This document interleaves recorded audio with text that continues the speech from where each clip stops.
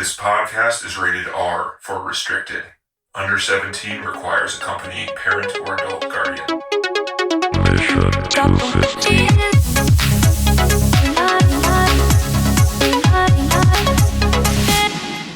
I got a lot of commentary stuff, John. Do you want to do book corner? What do you think? I can do book corner. It's just more, it'll be more almost commentary stuff because it's just, I've got a book of Ridley Scott interviews, which is really nice. Is this the same series as the other interview books that you have? I think it might be. Yeah. They're not on Kindle, but it's just this Conversations with Filmmakers. Yes, it's the same series. They have, what's really nice is they just go and collect a bunch of really good interviews like this. And yeah, they've got a whole bunch. They've got some with, basically all of the greats. Ooh, there's one with Mike Lee. That would be neat. Anyway, so this you a big Mike Lee fan there, John? We don't have any films from him. No, he's not on the list. I don't think so. But I really like his stuff. Who's Mike Lee? No. What's your favorite Mike Lee film? He did Secrets and Lies. That was one of his big ones. He does these sort of like realistic dramas. Sort of. I think they're unscripted if I remember right, or often they are. And it's good stuff. Yeah, we should do a Mike Lee film. This series is edited by Lawrence Knapp and Andrea Julis. The one that I actually took time to sit down and read was from an interview from Fantastic Films, which I assume is a magazine in 1979. The interviewer was James Delson. So a number of things. One is they brought Carlo Rambaldi. He was brought in to do the work with the animatronic, or not the animatronics, but the models. So like the aliens with the, having the mouth come in and out or having the head move and the tail move. He did the alien on Close Encounters of the Third Kind, which is another movie. It's not on our list, but it's a little surprising. It's not, is it? No, it's not. But anyway, the alien there Ridley was very impressed with, and he basically approached him and said, look, you're the only one who can make this thing work. And Carlo said, yes, I'm the only one that can make this thing work. And because he's like, we just went there and begged him to do it. Because the head and tail of the alien were operated by these steel ligaments. Like the operators stood like 25 feet away and they used like pressure on levers that would made the ligaments work through hidden cables. And the tail was the same thing. Damn. So there was a lot of really interesting work done there on just the model. But yeah, it was on just a shoestring short budget. Like they were shooting 1-for-1 shots, which I guess that means you have one take, you use it basically. And he wanted this oppressive claustrophobic atmosphere of low ceiling. He said there was much argument about like how high the ceiling should be, and he always wanted them to be really low. He said it didn't work because one of their producers, or it did work, but one of their producers kept complaining because he's like over 6 feet tall. One of the influences on the film was a movie by John Carpenter called Darkstar, which is like this science fiction satire that I've never heard of. It was 1974. Apparently in that movie, the everybody's kind of like dirty and grimy, and so they're kind of like working class in space. But it's apparently a sci-fi comedy. So it'd be interesting. I've not even heard of that film, and it looks interesting. Is that one of his first movies? That's John Carpenter, probably in '74, maybe so. They ended up his first full-length movie. Yeah.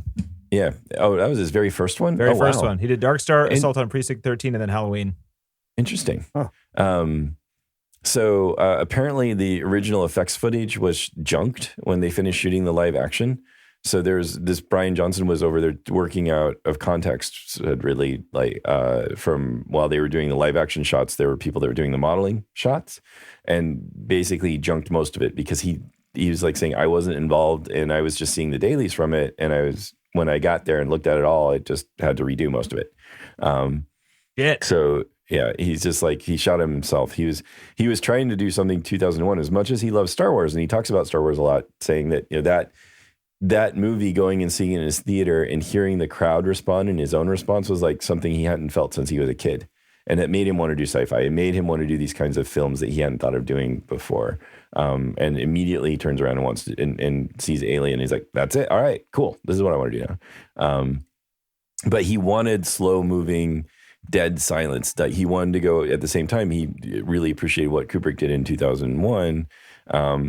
And he's like, he was just saying, like I was saying earlier, we had to end up adding sound because the footage couldn't stand on its own. And it's obvious. Everybody knows that sound is wrong in space, but we had little choice with the result he got. So he just, in the end, this was the shot, and that's what they had to do. And that's really interesting that he's willing to make those compromises. He seems to be like a Blade Runner in this. He's in these situations He doesn't where have he just full has control. to make it work. Right. Yeah. He's like, there are a lot of other things. He talked about how he wanted, like in the pods in the beginning, he wanted all the actors to be fully nude because that's how you'd have to have it. Yeah. But they wouldn't be able to sell the movie in 5 countries if they did it that way. If it was So- R, yeah. They shut him down. It is R already, right? But Well, just the no nudity, nude. just the full on, Right. genitals Full and frontal. whatnot. Not allowed. Yeah. And Japan, So he's India. not like Kubrick. Kubrick could do literally whatever he wanted because he's Right, self-funded, but Ridley Scott has never been Ridley's that. just scrapping it together, Yeah. right? He's and still scrappy. doing amazing stuff.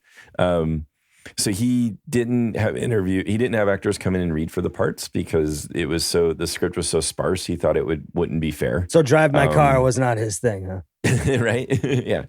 So he Drive My Car changed TC. He only likes heavily scripted, I only super like when dialogue people heavy sit in a movies. room and talk. Yeah. Right. Yeah. And right. not move. Is There's way too and much not movement move in this. and just read. Wait a minute. Is this film under 2 hours? Monotony. Not for me. Yeah. So are they just going to sit there the rest of the day? Okay, cool. All right. I want more reading. Can we? Yeah, have them sit and read? can we really beef up the reading? That'd be great. Yeah, 'cause there's I not just enough like of to it. see them. Yeah, Can I we just shoot people reading out of a script? no, during a movie? square So- table, square table. right. Square table. Yeah.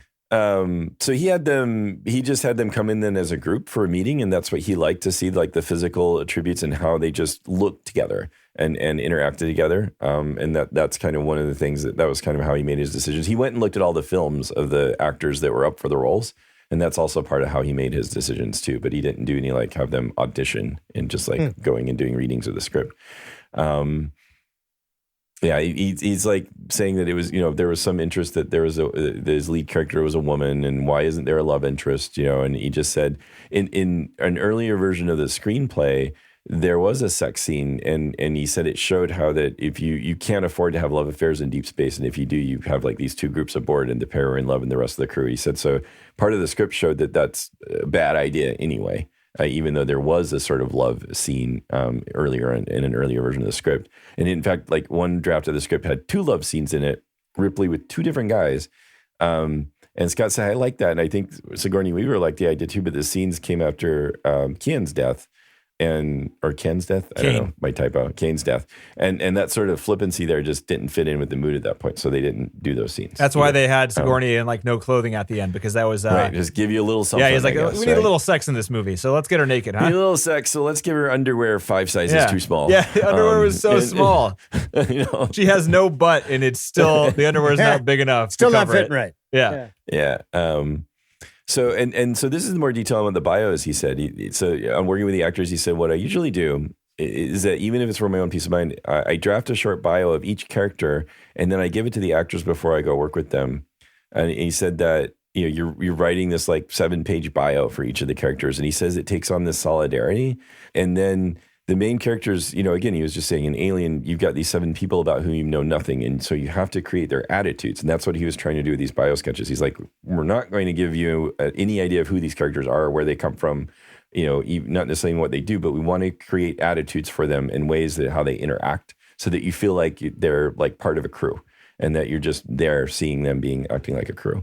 And he was just saying when you do this approach the actors, and in this, he talks about a little bit like how he approaches them. He says usually he likes to do this, and it usually surprises them when he's like, here's the bio sketch for your character, and they argue about certain aspects of it, which he thinks is great because then he says you have this contact. Then you start debating between the two of you what this character is like and what they do, what they would do or wouldn't do, and he thinks that's fantastic. And he says that directing isn't like you do this or yes, that wasn't quite right, do it this way.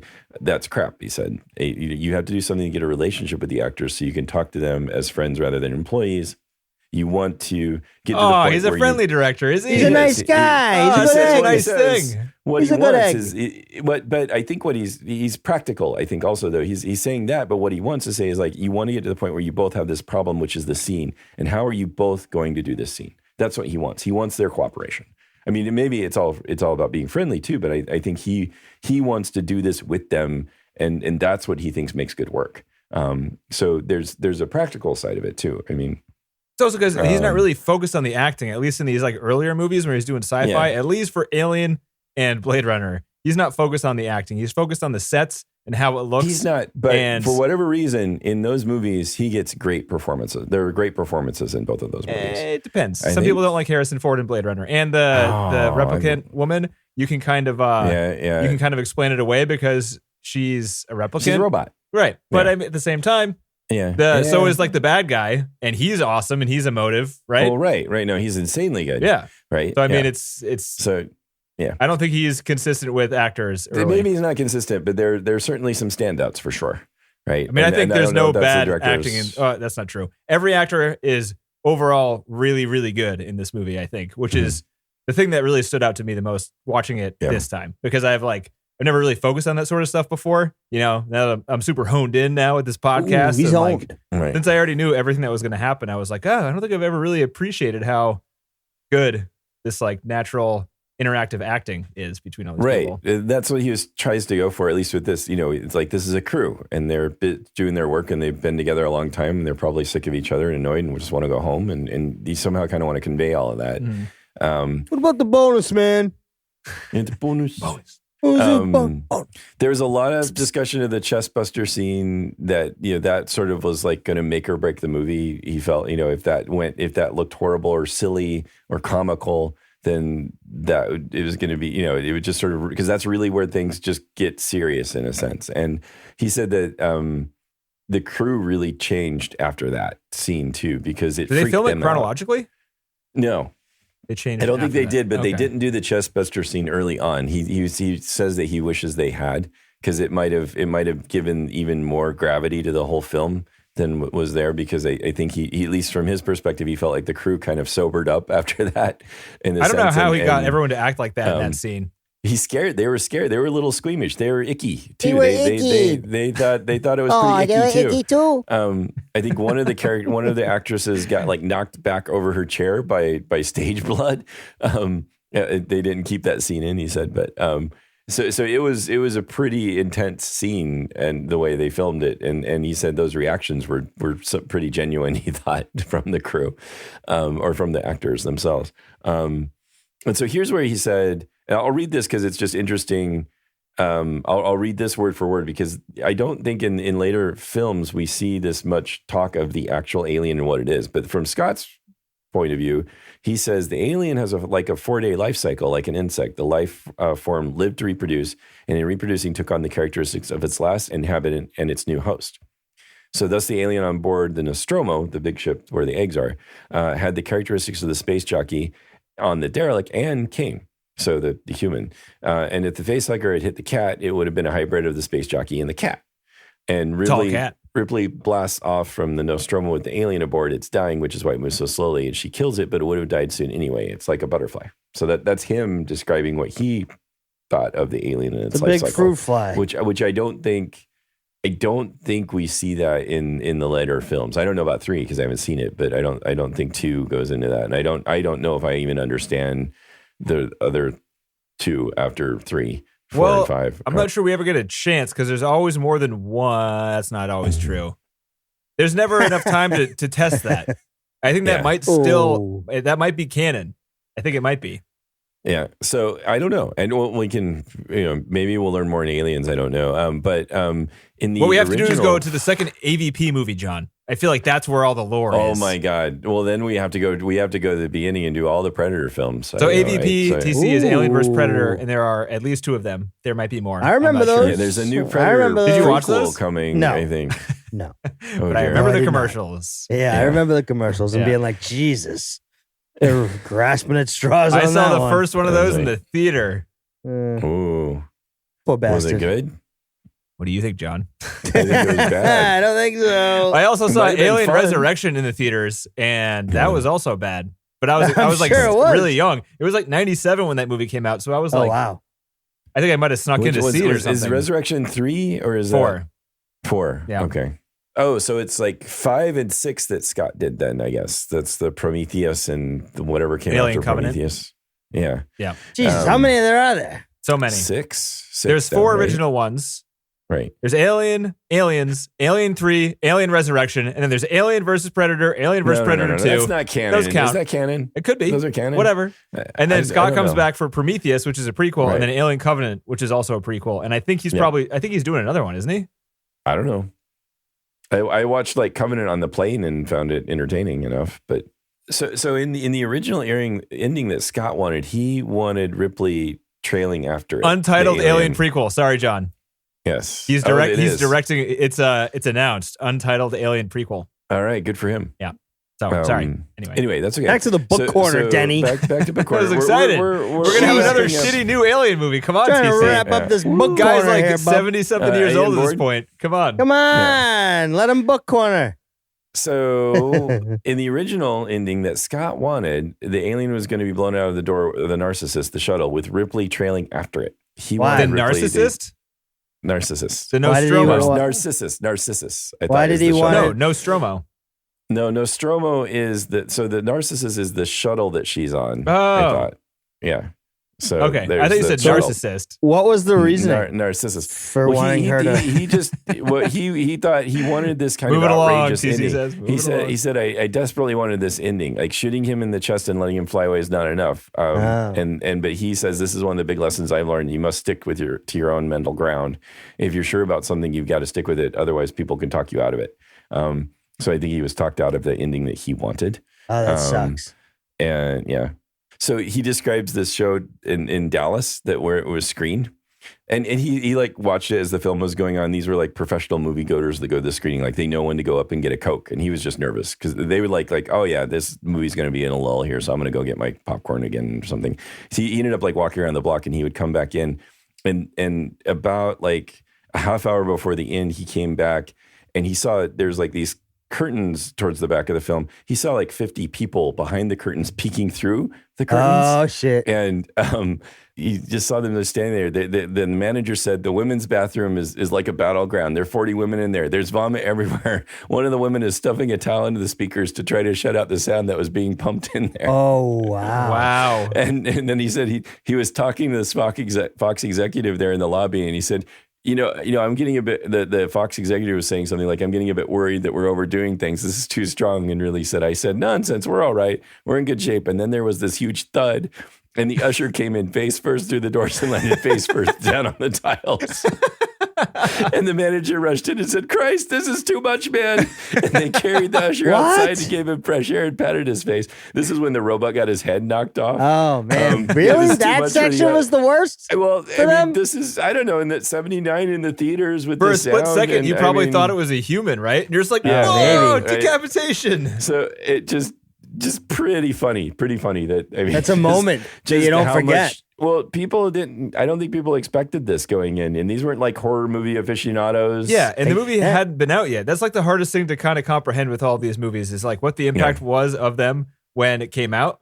I think the only movie that was popular and shocked people was like Saving Private Ryan in my lifetime, right? Like there are people that had heart attacks and shit in the theater when that was going on because it like brought back memories of like the war and whatever.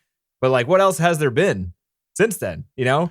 Kind of horror movies are kind of pinned down in like a genre. Most people know whether or not there's so many of them now that most people know whether or not they like them and they don't go see you have them. something to relate to. And like Or reference. something that takes a totally different tack, like the Blair Witch Project or something. Like something that does T-Tane. something different, you know. T-Tane, that was a like blockbuster. T-Tane. Lots of box office on that one. Right. But for some reason, back It's not drive my then, car. It's fuck this was my like car. headliner on the marquee for like weeks and months on end, right?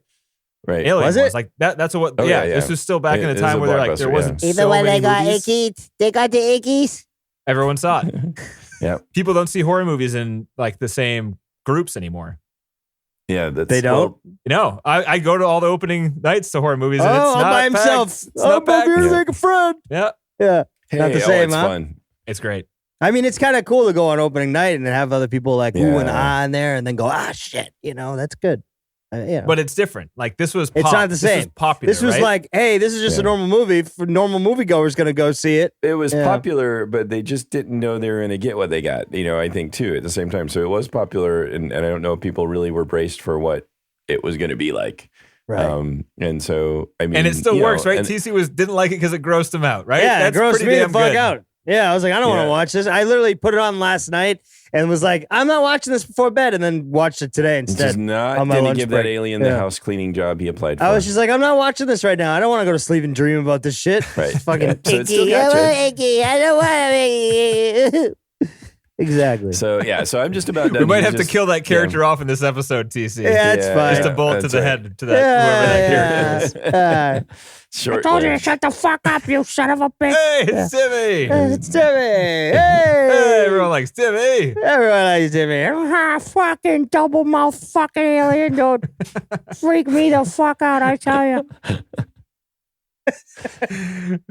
Anyway, such distraction. Just a couple more Take things. your fucking meds, guy. A couple more things here, and then we'll turn it back over to Denny. So he says that he sort of misses. Again, I was saying this earlier that there was no speculative sense or discussion about what the alien was and all that sort of thing. And I think audience loves those, especially if they're well done and they can give the threat more weight. And he says that if they make Alien 2 and I have anything to do with it, the film will certainly have all those elements in it. And from a certain point of view, Alien 2 could be far more interesting than Alien 1. And it was interesting to see where we go there or why he wasn't involved in all of that. We'll learn as we go along there. Don't tell us now, John, but do you know? Because I don't right now. No, I don't know. I haven't gone to figure out what to look up about this one. Sweet, but, me either. Yeah. So we'll learn about that hopefully in the next episode. We will learn episode. together. Right. And then he just sort of closes that interview by saying, he's looking for another science fiction script right now, something that has a little bit of speculation or prediction about it rather than just a thriller. In comes Philip K. Dick. In comes Blade Runner. So, Wow. yeah. Nice. Pretty cool. Nice book corner, John. Thank you. Yeah, that was good. These are, unfortunately, there's not a Kindle edition, but these interview books are pretty great. There's no Kindle edition. Well, then I guess I'm not. I know. I have to like. I just bought a Kindle. It's great. No, I just love the phone apps. Oh no, fuck that. I got the actual thing. Yeah. It's too tiny. Oh, this one. So I've gone through a lot of Kindle. the commentary stuff so far. I just want to say Ridley Scott was on. There's 2 commentary tracks. If you buy one of these DVDs, I recommend listening to the commentary track if you're looking for information with just Ridley Scott on it. There's one with like the entire cast and some of the crew. Oh. There's one. So like the other one has like Ridley and Sigourney Weaver in the same room. It has one of the producers separately and edited together. It has John Hurt separately and edited together. It has the 3 actors that play like Lambert, Dallas, and Brett in one room, edited separately together. It has the editor in there. It's just like I don't even know what you'd call it. It's kind of like free for all. It's a free for all. And weirdly enough, even with all those people talking, it's less informative and interesting than just the Ridley Scott one by himself in a room. So how does Ridley Scott how does he come across? He comes across amazing. All he does the entire time is talk about the only reason this movie is good is because of everyone else's contributions to the movie. Yeah. He talks about the score a lot. He talks about the art designers. He talks about the cinematographer. He talks about the actors, the editor.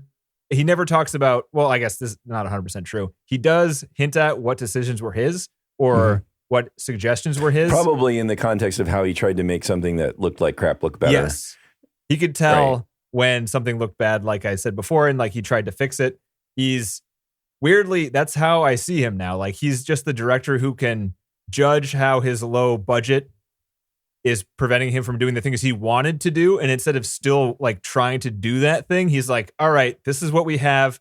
How can I save this? Like how can I mask the shittiness of what this is and make it not appear shitty? He life hacks it. But we like these films of his. Get it done. We'll see Gladiator, but that's I like, love I think Gladiator. that's the only other one. That's the only other Ridley Scott film that we have, isn't it? The Frost. Sometimes it makes the blade stick. And some of his newer films. The Martian was him. That was on the Martian list. Was him? Yeah. That was Scott. Oh yeah. Well, he did. That was great. Yeah. Super high budget on that one.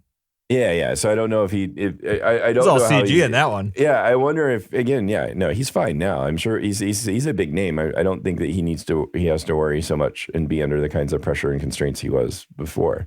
He's making a Gladiator 2 now too. What the fuck? Is he really? Yeah. Fuck Gladiator yeah. 2? Love it. With fucking, what's his name still? That would be awesome. I would assume Really? so. Shit a brick. Interesting. I didn't know that's happening. He died. What is it going to be a prequel?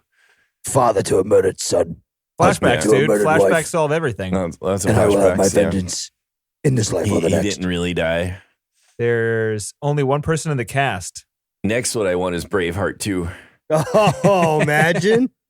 Oh, shit. But yeah, anyway, it's going to be interesting to see. I didn't know that was something. Oh yeah, that's something.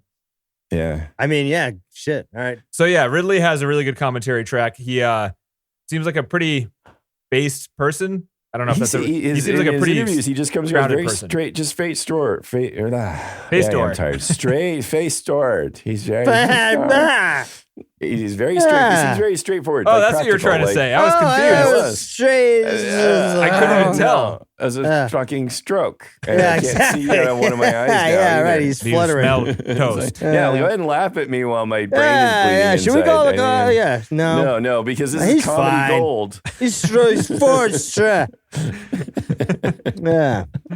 It's drooling out of the left side of his mouth, folks. Yeah, well, folks, Are you getting this? Keep helping. hey, yeah, we were recording this video. You're drooping. Could you scooch up to the mic? Hey, if you could finish your thought, that'd be great. Yeah, if you could finish your thought, that'd be great. Yeah. Can you even remember what your thought was at this point? No. Yeah. Blink No, you twice can't. if you're You in can't? danger. Okay. No, I know just how straighthtforward he is, how practical and straightforward he seems. Face That was the forward. thought. That's what you're saying. Yes. Straightforward. Face Straight. Yes. down. So this is a low budget movie. Again, a lot of this is how low budget it was. They wanted to build a contraption to shake the seats so the actors wouldn't have to act the shaking.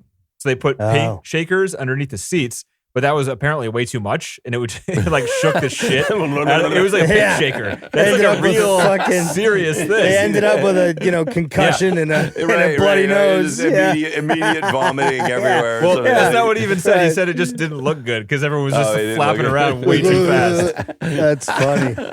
So what they did is they removed that kind of fancy. That's like the fancy version, and then they had two set hands Just behind like, them shaking the chair. The actor is acting the shaking, and the camera also shaking. Yeah, wow. So they did nothing. A lot of shaking. It was just you could do that at home. What they did. You could in have this done movie. that anyway. Yeah, right.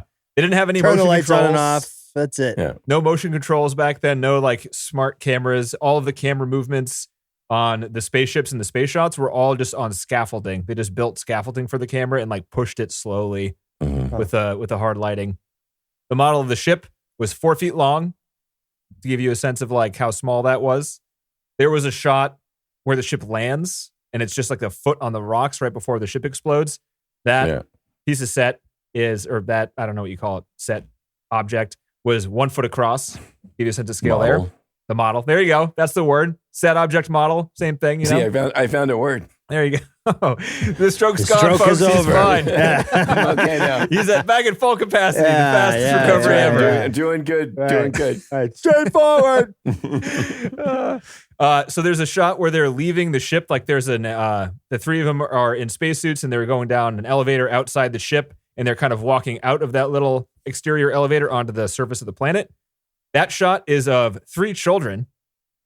It's Ridley Scott's 2 sons and the cameraman's son, all in miniature spacesuits, because the sets of the legs for the spaceship weren't big enough. So they needed smaller people to offset the scale to make the set items look better.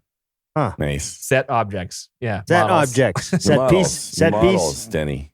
You Set okay, pieces. Denny? All of that shit. I'm having a elongated stroke where I just forgot the word for models. You know, Yeah, it's just got deleted. it's gone. It's just gone in there. All of that thick plastic shit floating in the air was just thick plastic shit. It's called vermiculite. And everyone during those outside the planet sets had to wear goggles and masks because it was flying around fast, and it's like dangerous, thick Oh god, plastic it's shit. like asbestos sort of thing or whatever. I think it's I think it's Like just it goes in shards your of eye plastic. and doesn't fucking come out. Yeah, it's like glass Ugh. flying around, kind of. Oh but my God. plastic. But plastic. Jesus. So that's what that is, because it looks Christ. like it does look like little tiny pieces of rock flying around. That's what that shit is. Wow. It's something Probably, much worse. probably illegal now. Yeah. Yeah, probably. H.R. Geiger is the artist in this movie.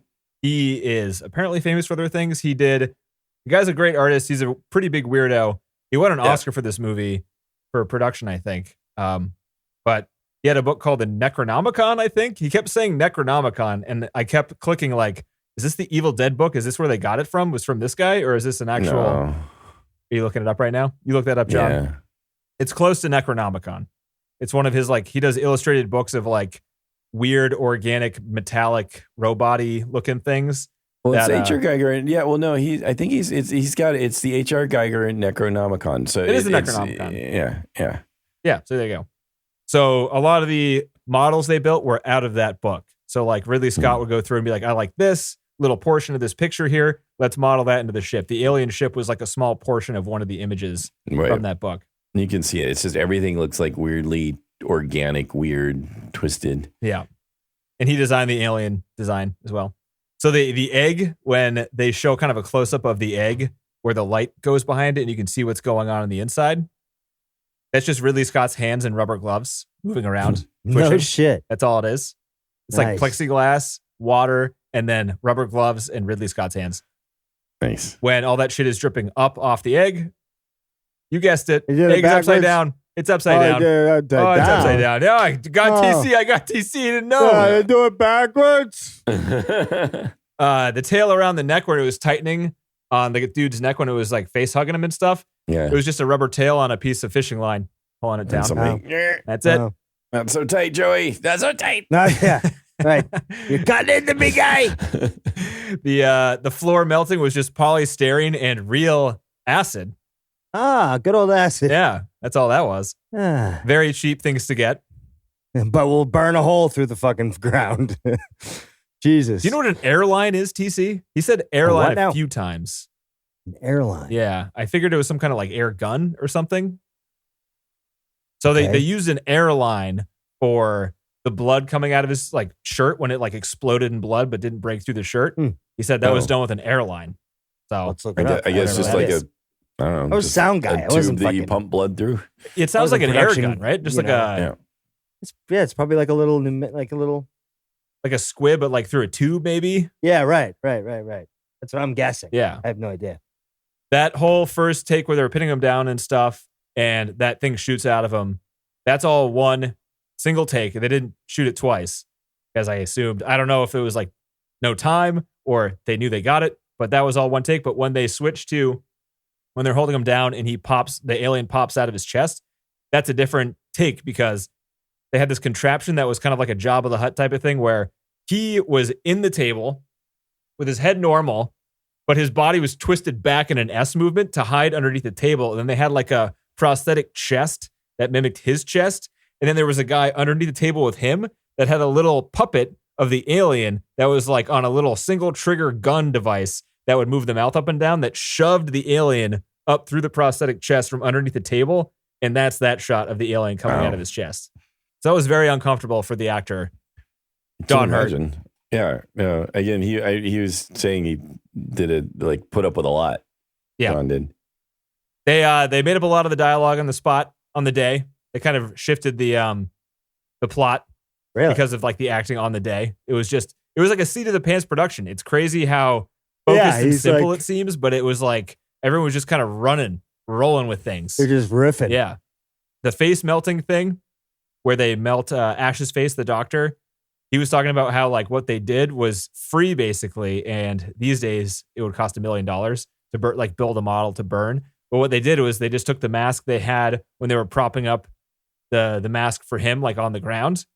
They went back, double checked the dailies, made sure they had coverage for that mask, and they just burned that mask. They just incinerated it and filmed it. Wait, why would it cost now so much now? Because you'd have a whole department building a realistic face mask that was just for that specific reason, and they already had this mask for another purpose. Oh, okay. And I think also these days, do they save prop devices in they case you need to go back? It. Yeah, I don't know. Okay. This is just Ridley Scott talking. I'm not sure how that industry works, or like I think it. Now, who knows what he means by $1 million? It could be fucking just expensive. Right, just expensive. Yeah, right. He doesn't have any idea how much things cost. Yeah, come on. It would be CG these days, also. You know? That's right. Maybe that's why it would cost a lot. Yeah. Ridley Scott has one of those self-destruct columns, one of the 4, in his work office currently.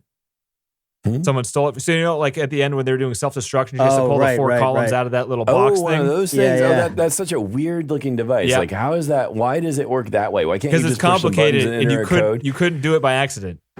Right, but it's still a bit odd that you have to like I love play it. like some Nintendo like robot game, like the old like I forgot what the robot's name was, but Rob. Was it Rob? Rob the Robbie? robot, yeah. Anyway, Rob it's like the that. It's like robot. just okay, I gotta blow up the ship. Come on, tube. You don't want to fuck up, lean on the button, John. Set off the fire I alarm. guess not. Pull that tube. So he's got how many? 3 out of 4? So someone stole it? No, he has think it's one. whole- He has 1 out of the 4. Oh, that's cool. And someone else stole it for him. He says. Someone else gave it to him after the Right. production. Nice. That was the cinematographer. That's why he Well, never I worked. imagine it was some airplane part originally or something. Probably. Hey, he never worked again because he stole shit from the fucking studio. It looked like one of those tubes you burned used to him. put in like the bank slot when you put your check in and it would suck it up the tube. Oh yeah, you like know? a pneumatic thing. Yeah. They still do that. yeah. I We used to still love have going to those watch that. tabs at our banks. Yeah. We Here it still have goes. those. Throw a paperclip in there, see what happens. Hey. Oh, John didn't like Oh. that. Oh, ruining No, the not tube. nice to the Why are you bank. ruining You the don't tube? Yeah, don't. I never did that, Yeah. John. Somebody's always got to spoil the fun. Denny. The fun. Definitely the Denny. fun of the bank tubes. Why'd you have Yeah. to spoil the fun? That's why we don't have bank Hey. tubes anymore, Danny. Yeah. People are like, what would happen Spoiled if we it. did this? They blew it up. Just a quart of milk into the tube. Yeah. Last piece of trivia. So for all the smoke in this movie, they lit incense and had all the crew walk around with just burning incense. And then there were a couple people with giant pieces of cardboard fanning it around to even it Oh my out. God, that Wow. is low budget. Low That budget. is Holy cow. low budget. Light the That incense. head shop down the street thought they just made their day. You want how many sticks of jazz? Okay. Dude, we just Hey, scored man. $35. Sick. Yeah. Dude, we got this Yeah, new 35 Red bucks. Robin Yeah. sandalwood. You want that too? I got more in the back. Yeah. I just can just imagine all that incense. That's it. All right. Next week. Aliens. Top 250 Wait, TC. wait. What would you say? Yes. You would? We talked Yeah, you into because it? Even so, No, I mean it's one of the first of its kind. Yeah, Right. it- Besides Jaws, it's in that iconic. way, You in that gotta- way, it was good. I mean, Yeah. I didn't dislike it. I just, wasn't big. I didn't like the alien personally. It's not the, My God, it is personal Yeah. with you because you keep bringing it yeah, up. he It's not was, I just personal, thought he but was a jerk. you've got I just, something his against the aliens, conversation you see. didn't do it for me. Oh my Okay. God, alienist. Yeah, an alienist. That's exactly what I am. Oh, shit, guys. You're going to hate me for this. I have a little bit more. You want a little bit more? Oh God, Oh, no! Yeah. no, can't do Yeah. it. It's going to be short. Yeah. Ready? What is What? it? The difference, do you know there's a director's cut for this movie? No, I don't. Why? No, and why didn't we watch it? In 2003, they offered Ridley Scott to do a director's cut. I don't fucking know why, but they did. And he did it. And it's shorter than the theatrical cut. Did he which have is very no shit. Ripley die strange. at the end? Was Which that? is weird. Did he let Ripley die at the end the way he wanted? No. Or get shot out of the. Nope. No. It's rarely, Hmm. it's hardly different at all. The Oh, only okay. differences are overall, a lot of the beginning half. So, like, this movie is pretty much perfectly the theatrical cut. First half is like slow build up to the chest popping scene. And the second half is like all really tense, everyone dying sort of stuff. It's basically Hide half and seek. and half. What they did with the director's cut is they shortened a lot of the longer takes in the first half and they cut out like 20% of the dialogue and some of the scenes, just like really Oh, randomly really? shortened it to like speed it up to get to the end. Mostly because there's a scene at the end they needed to make space for. For some reason, Ridley Scott didn't want the movie to get longer. He wanted Okay. to keep it like, he thought keeping it at the same length would keep the pacing the same, which doesn't make any sense whatsoever. But that was his thought process. But so the differences are in the director's cut version, there's an added scene at the beginning with the entire crew listening to the actual distress signal in the ship. Okay. So you get to hear the distress signal and you get to see the crew interacting before you get to see them interacting Okay. in the theatrical cut. Right. There's a scene when Kane, who's the guy who gets face hugged, goes and is looking at the egg. You see him for a couple seconds with a weapon. He has like a gun in his hands. Oh. So he's actually cautiously approaching the egg in the Okay. director's cut, which I kind of like because like that was one of the parts that was like, why are you going in here, dude? Right. Yeah, and like, why would you Ooh, be what's so this? confident in Ooh, front is of this this thing? a I wouldn't go present? near Yeah, that this- fucking Oh, it thing. opened Yeah, up. yeah, It's yeah. alive. Let me stick my face near it. This That is looks good. awesome. Yeah. Yeah, right. Yeah. Like you've never seen National Geographic where the fucking fly trap goes in, you know, right? I mean, Yeah. the fucking thing goes in and it Right, goes, right. come on. You never seen that in class? I did. I remember. I'm not going near that fucking egg. Are you kidding me? That's right. Yeah, that's there's- what I was thinking. There's a scene they added where Lambert, right after Ridley says like, you can't come in. And then Ash lets them in anyway. Lambert, when they first see each other, comes up and slaps her in the face and starts like wrestling her and screaming at her because she's pissed that Ridley wouldn't let her in. She's like, what the fuck? You don't care about me? You know? Wow. So that could have been welcome. That doesn't seem yeah, too bad. No, that whole dynamic of Ripley Some trying drama. to follow like procedures, trying to quarantine things and trying to keep things under control. I agree with Ripley's decision there. Yeah. But at the same time, you're probably going to piss the people off on the other side of the door, right? So that might not have been a bad thing to bring in. No, that's true. True. They cut out dialogue when the Captain Dallas and Ridley are talking about Ash. And there's the part they cut out is when Ripley asks Dallas, how long have you known Ash? And he basically says, like, I don't know him. He was reassigned like a day before or whatever it was, like a couple days before we went off on this mission. And they just removed that. Oh, for no reason. Like, why the fuck would you remove that? Other than just to have less dialogue? I guess, but why? Yeah. I mean, I thought that was a pretty good scene. Got to make room for what I don't know. Yeah, that added to the suspense on Ash for me. Yeah, right. Yeah, because you're like, oh yeah, Ash is shady as fuck. I already kind of knew that, but this is For Brett's death scene, it doesn't end the way it does in the theatrical cut. When he gets eaten by the alien. So first of all, when he's walking through and he's like getting water on his face, and that's kind of a long shot. It cuts to the alien upside down, hanging by the chains and swinging back and forth. And it's like, why don't we see that? Well, the guy, there's a YouTube video on this, and the guy makes a good point. If you were to watch this movie for the first time back in 1979, you want that alien shot to be when he turns around and he has it face to face, right? Oh yeah, but right. Now that everyone already knows what the alien is, they want the one hanging from the top. They had this extra footage, and it's like, well, let's give it to them. They're not going to be surprised by what it looks like. I so see. Right, kind of makes sense. Yeah, it does. Yeah, but context. I'm not sure it's that worth it. But again, it's hard to imagine that impression of like seeing that thing for the first time. I mean, and something that was so freaking weird. Yeah, but yeah, it's like and you can't really see it in this movie, right, in full. But that scene also ends with Ripley and Parker running into the room, and then looking up and then having blood drip on their bodies. There's like that scene was shot, and that was one of the questions I had watching it. Was when like he dies, it cuts to the cat's face, and then it cuts to the dining room where Parker is like, "We saw it. I don't know what it was. It was dragging him up into the air vents," and I was like, "Where were you? We saw him die by himself, and you're talking about how like." You watched him die from the cameras or something? Yeah. But it I made a note. I was like, they must have cut before and they ran in and saw the alien dragging him away. That must have been what happened. And they filmed it that way. So that was like the dialogue was in there because it matched up with the footage they shot, but they cut it. But they didn't use that footage in the theatrical, right? The scene they added, was infamous apparently before even this 2003 director's cut came out, where once everyone was dead, and Ripley was kind of going around the spaceship, she happens upon a cocoon in the spaceship where like all the walls are like alien-y and like eggy and shit. Like what we're going to see later. Yeah. And Dallas is alive and stuck in the wall and like morphing into the wall like the space jockey was doing into that seat. And who else was in there? It was Brett. You also see Brett, and he was already gone, and like his face was like melted into the wall. So she's walking around with a flamethrower, is kind of slowly looking at all the shit that's going on, and ends up burning Dallas alive, kind of, because she's like, "You're toast, buddy." Putting him out of his misery. Wow. So that was a scene that was cut out. Interesting. And people like that scene. The video I watched, it looked really good. And the very last thing that was different was they added a second of the alien shot where the alien's looking at the cat. In the theatrical version, the alien comes down, looks at the cat, and it cuts. And the director's cut, the alien comes down, looks at the cat, and then shoves the box away, and then it cuts. Oh, okay. Like maybe to startle you, kind of a scare. It's because there were a lot of theories that the cat had the alien like life form in it. Oh. And Ridley Scott wanted to like dispel any of that, is what I see. The consensus is. Okay. So there's that. You're welcome. Alrighty. Oh, thank you, Daddy. For your research, sir. You're welcome. Yes. That's it.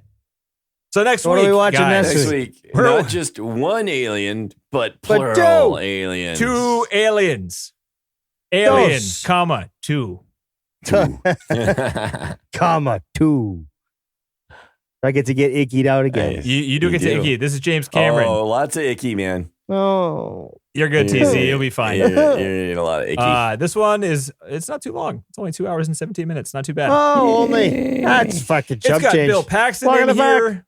Bill Paxton. Got Bill Paxton in here. You Rest got in your peace. Paul Reiser taking a break from his usual sitcoms. This movie has Bill Paxton's most famous line in his career in it. Yeah. Oh, well, I'll take You'll know this line. right. Have you seen this? Have you not seen this, TC? I haven't seen any. I bet. I've really, this one. This one's been on TNT for decades, dude. I'm okay. I bet you've seen it. Yeah. Love a good This TBS one's TV night. friendly. No, this kind of this violence one's- in this one is like you can play it on TV all day. It doesn't TV, matter. okay. Or an airplane.